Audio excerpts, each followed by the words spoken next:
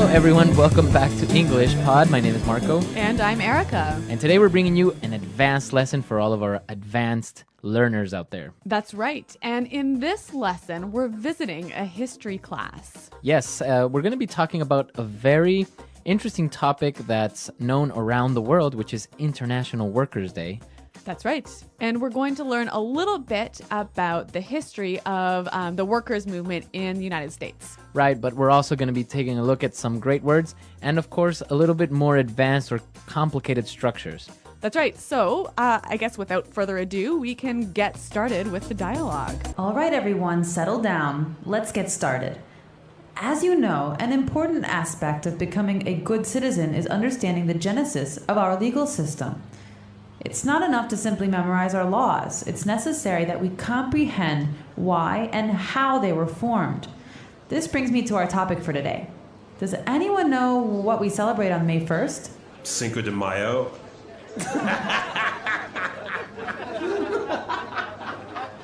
No, that's May 5th in Spanish, James. No wonder you're failing my Spanish class. No, May 1st is International Workers' Day. Do we get a day off from school then? No, it is not considered to be a national holiday here in the U.S., but in other countries it is. Oh, man. In the 19th century, working conditions were appalling, with workers being forced to work 10, 12, and 14 hours a day. Support for the 8-hour workday movement was growing rapidly, despite the indifference and hostility of many union leaders. And by April 1886, 250,000 workers were involved in the May Day movement. Previous legislative attempts to improve working conditions had failed, so labor organizers took drastic measures. They passed a resolution stating that 8 hours would constitute a legal day's work. And on May 1st, 1886, the resolution took effect. Cool. Is that why we only work 8 hours now? Yes, but the happy ending came at a high price. On May 3rd, 1886, police fired into a crowd of strikers at the McCormick Reaper Works factory, killing 4 and wounding many. A mass meeting was called for the next day to protest the brutality. And then what happened? Well, as we say, the rest is history. All right, so we were in a history class and we learned something new, something interesting, right? Yeah, International Workers' Day. It's not celebrated in the U.S., but in many other countries it is. Right, on May 1st, a lot of people have a day off, so that's always good. Yes. All right, so why don't we take a look at some of the words that we saw in this dialogue, which were maybe a little bit different or difficult in language takeaway. Language takeaway. All right, we're just going to look at 5 words here. And the first one, we talked about the genesis of the movement. Right, Genesis. Genesis. Okay, so many of you may know that Genesis is a book in the Bible, right? That's right. And that's where this word comes from. It's the first book in the Bible. Mm-hmm. So it's the beginning. Or the origin. Origin. Mm-hmm. So that's a Genesis. So the genesis of our legal system, you would say. Right. Or the genesis of this problem. Mm-hmm. So it's the origin. Yeah, it's a little bit of a formal word, isn't it? Yeah, I guess maybe you can say the origin or the beginning. Yeah, but maybe in an academic setting, you can talk about the genesis. Yes, very good. All right, what do we have next? Well, one of the reasons why the workers' movement got started was because of the appalling working conditions. Mm-hmm. Appalling. Appalling. If something is appalling, it's shockingly bad. very, very bad. Yeah. So now if something is appalling, like the working conditions were appalling, That's right. you would feel appalled. Exactly. I'm appalled at your behavior. Okay. So it's almost like you are disgusted. Yeah, that's right. Yeah. Very, very strong word. Yeah, very strong. Okay. Okay, so the working conditions were appalling and people were setting up this movement, right? But what happened? They met some hostility. Hostility. Hostility. Hostility from the police, right? That's right. So what is hostility? Hostility is the state of receiving an unfriendly reaction. Okay. They acted in a very unfriendly way, and it also suggests, a hint of violence even. Okay. Yeah. Yeah. So if somebody is hostile, they can maybe be aggressive and maybe to a point violent. That's right. Okay. So a hostile person. Yeah, or a hostile environment, a dangerous environment. Okay, hostility, hostile. Very good. Yeah. Now, because of these appalling working conditions, the labor movement decided to take drastic measures. Drastic measures. Yeah, drastic measures. This is a really wonderful phrase, and I think it would help us to listen to a few examples of this phrase in use. Example 1. The president was faced with some difficult decisions and was forced to take drastic measures to solve the crisis. Example 2. The police took very drastic measures to control the protesters outside the government palace. So we understand drastic measures as extreme actions or decisions, right? Yeah, exactly. I think there's a saying that says desperate times call for drastic measures. No, desperate times call for desperate measures. Oh, dang. Well, okay, but it goes around there somewhere, right? Something so like that. If you really have an emergency, you need to do something drastic. You have to take drastic measures, or you can even say take drastic action. Okay, very good. And what about our last word? After the protests ended in violence, people started to get angry because of the brutality the police showed. Okay, brutality. Brutality. So again, maybe brutality and hostility are maybe similar, right? A little bit similar. So brutality is the state of being harsh or very forceful. Okay, so brutality. Now, we also use the word brutal. Right. So that means harsh or very forceful. Now, sometimes we can use that word, but not in a harsh or forceful way, right? Yeah, and it's quite, I might say something like, oh my God, that test was brutal. Uh-huh, it was brutal or... So it was really hard or really difficult. Right, so that's what you're saying with this word, that it's very hard or it was very intense. Yeah, maybe one more example. Okay, so for example, I can say, oh, I went for a run today and it was brutal. I'm so tired. So it was really difficult. Yeah. Brutal. And Marco, is this something that's used by everyone? That phrase, brutal, using in that context would be for younger people maybe. Not really, you wouldn't really hear older people using it like So that. it's a little bit slangy. Yeah. Okay. All right. Great. So those are 5 interesting vocabulary words. As Marco mentioned, we want to look at some more difficult structures now in Fluency Builder. Fluency Builder. Okay, so we have some phrases that we saw in this dialogue. And, well, let's start with the first one. Well, the teacher opens his discussion by talking about how an understanding of the legal system is an important aspect of being a good citizen. Okay, an important aspect. An important aspect. So, well, maybe we know the word important, right? So what's Obviously. an aspect? A part of something, an important part of something. Okay, so the teacher started with an important aspect of and then specified the idea or what part it belongs to. Right, so it usually follows this form. Noun is an important aspect of noun. Okay, So for example, quality control is an important aspect of keeping customers happy. okay, perfect. A part of. Very good. So aspect sounds a little bit more formal or just a lot more intelligent, right? Yeah, professional. And actually, this is a wonderful way of setting up your idea. So the teacher said that it's an important aspect of understanding the legal system was understanding its origins or its genesis. Yep. And then she moved on and said that it's not enough to simply memorize laws. That's right. It's not enough to simply do something. Okay. So the beginning of this sentence, it is not enough to simply something. Mm-hmm. By starting a sentence like this, you are indicating that more is required, right? So here, it's not enough to simply memorize the laws. We're saying that most people just memorize the laws, but they need to go further. And understand them. Exactly. Another example would be, it's not enough to simply pass your exams.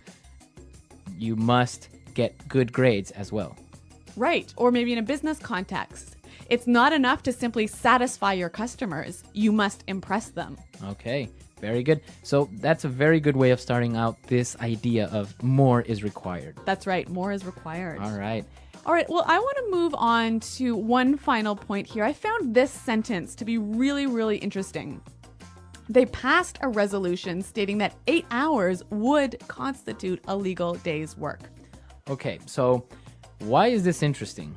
Well, I found that, there's 2 verbs going on here. They passed a resolution that 8 hours would constitute a Okay. legal day's work. So we've got 2 verb times going on here at the same time. And I'm wondering about this one would.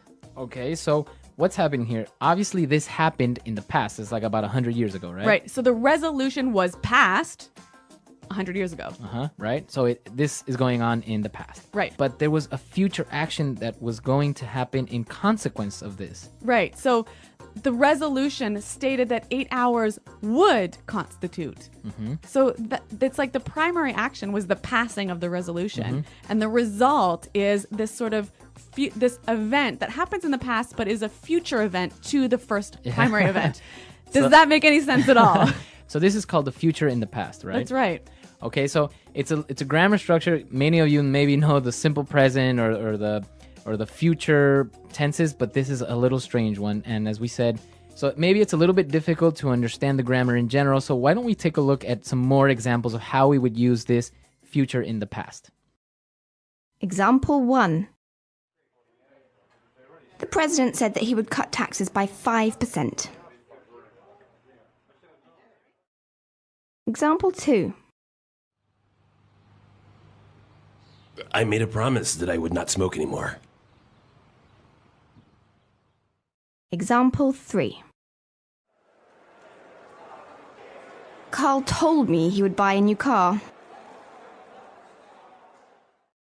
Okay, so now I think it's clear this whole idea of the future in the past, and we'll also be answering any questions on the site if you have any problems, right? That's right. Okay, so why don't we listen to the dialogue one more time, and then we'll come back and talk about this holiday, which is the International Workers' Day. All right, everyone, settle down. Let's get started. As you know, an important aspect of becoming a good citizen is understanding the genesis of our legal system. It's not enough to simply memorize our laws. It's necessary that we comprehend why and how they were formed. This brings me to our topic for today. Does anyone know what we celebrate on May 1st? Cinco de Mayo.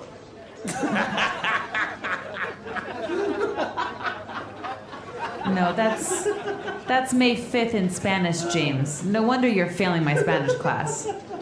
No, May 1st is International Workers' Day. Do we get a day off from school then? No, it is not considered to be a national holiday here in the U.S., but in other countries it is. Oh, man. In the 19th century, working conditions were appalling, with workers being forced to work 10, 12, and 14 hours a day. Support for the 8-hour workday movement was growing rapidly, despite the indifference and hostility of many union leaders. And by April 1886, 250,000 workers were involved in the May Day movement. Previous legislative attempts to improve working conditions had failed, so labor organizers took drastic measures. They passed a resolution stating that 8 hours would constitute a legal day's work. And on May 1st, 1886, the resolution took effect. Cool. Is that why we only work 8 hours now? Yes, but the happy ending came at a high price. On May 3rd, 1886, police fired into a crowd of strikers at the McCormick Reaper Works factory, killing 4 and wounding many. A mass meeting was called for the next day to protest the brutality. And then what happened? Well, as we say, the rest is history.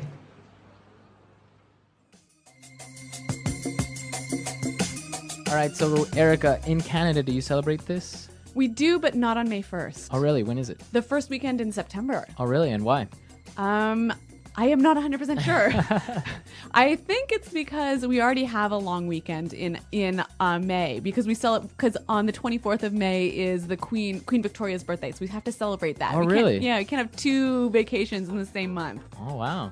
Well, yeah, I mean, it's not productive, right? Exactly. Well, what about in Ecuador? Yeah, we do. On May 1st, it's a holiday, and we actually have 2 holidays in May as well, because on the 24th, we actually celebrate the Battle of Pichincha, which is one of the decisive battles for the independence of Ecuador. So we don't mind having 2 holidays in the same month. Well, it sounds like Ecuador has a better holiday schedule than Canada. So No, it yeah. is. So yeah, on May 1st, people take vacations, or companies usually on May 1st will do something special for their employees. Oh, that's kind of a nice gesture, isn't it? Yeah, so it's like it's Workers' Day, so they'll set up maybe a barbecue or a trip or something like that. So that's what usually happens on May 1st. Great. Well, what about in your countries, listeners? Do you celebrate May Day? May Day. Yeah. May 1st, right? And if you do, well, let us know. Come to our website, englishpod.com, and leave your questions and comments there as well. That's right. Well, thanks for downloading this lesson, and until next time, bye. Bye.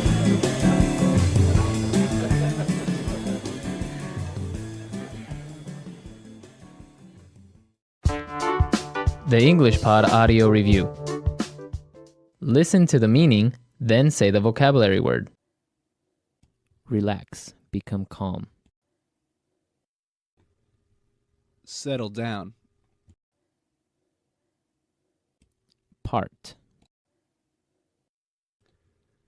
Aspect. Origin, beginning.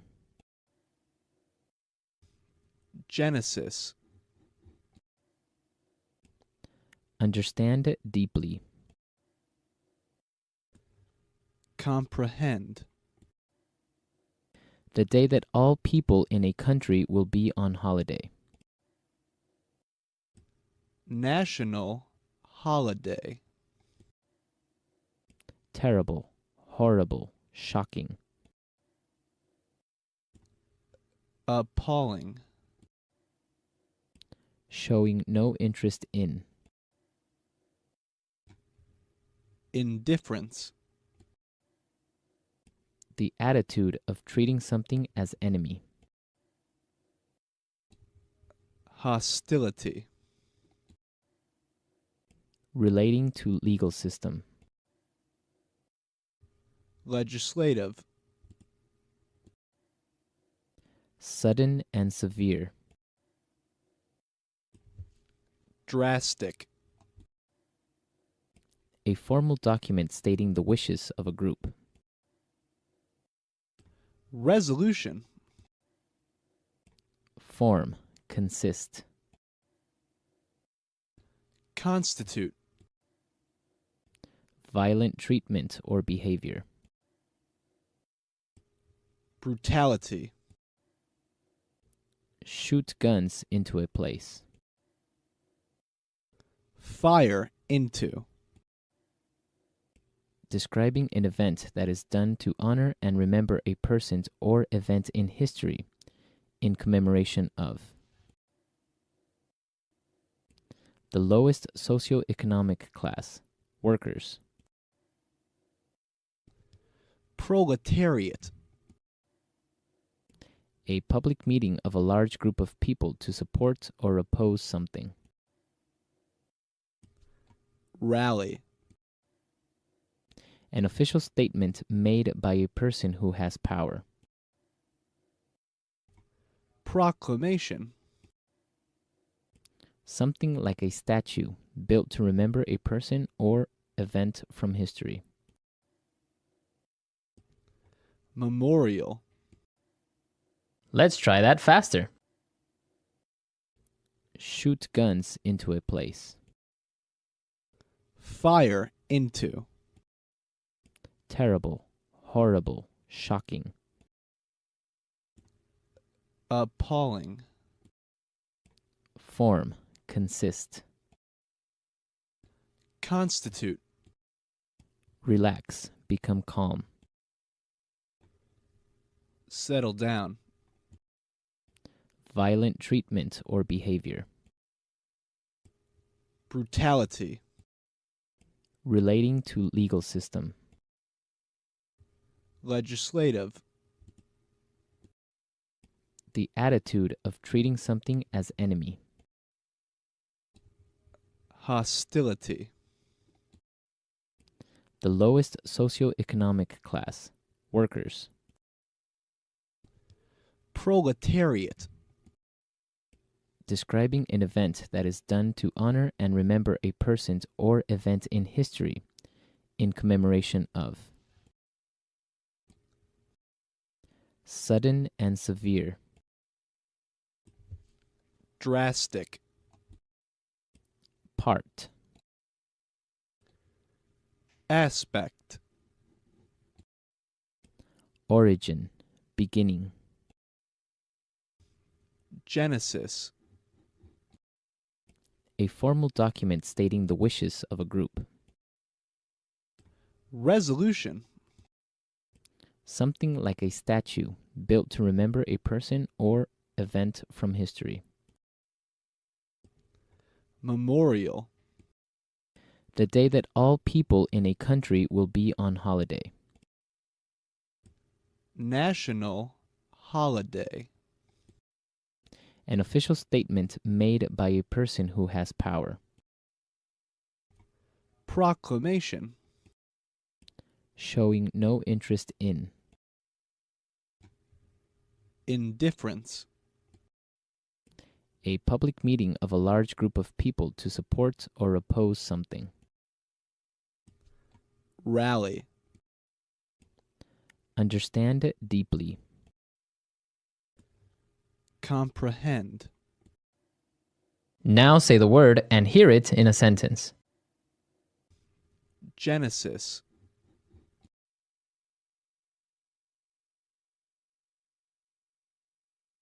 How did you get started on this project? What was its genesis? Genesis.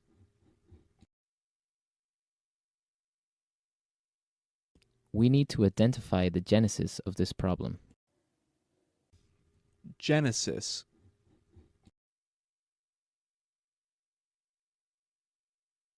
I'm studying the genesis of the feminist movement. Appalling.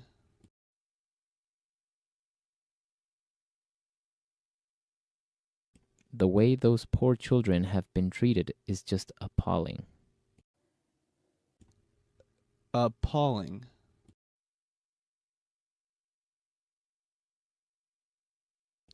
I'm absolutely appalled by your behavior. Appalling.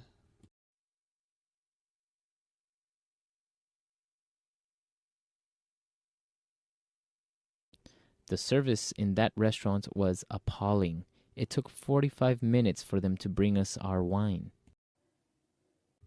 Legislative.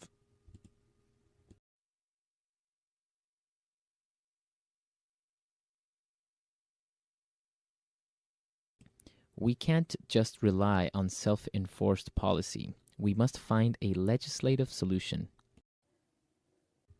Legislative.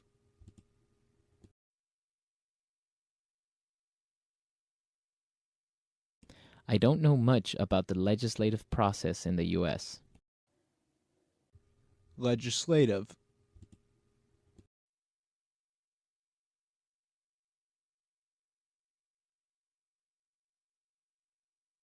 The president can't decide the laws. That's the responsibility of the legislative branch of government. Resolution.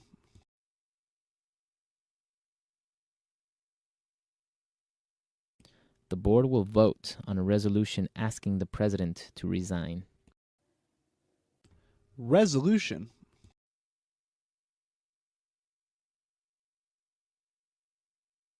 The UN Security Council passed a resolution regarding the Middle East. Resolution.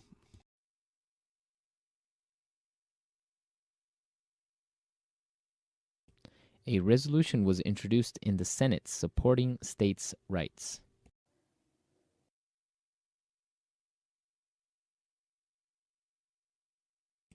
We've got to take drastic measures. I think we should cut off his leg.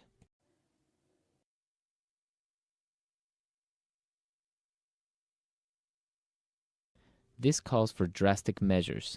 I'm declaring a state of emergency.